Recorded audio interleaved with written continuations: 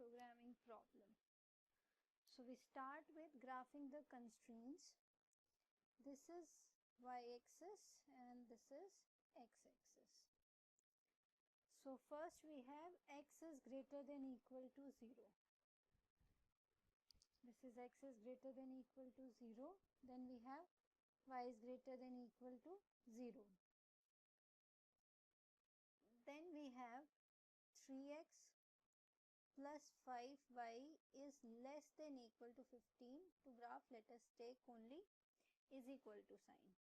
So to graph we need x-intercept and y-intercept. At x-intercept y is 0, so 3x is equal to 15 gives x is equal to 5 as our x-intercept. So x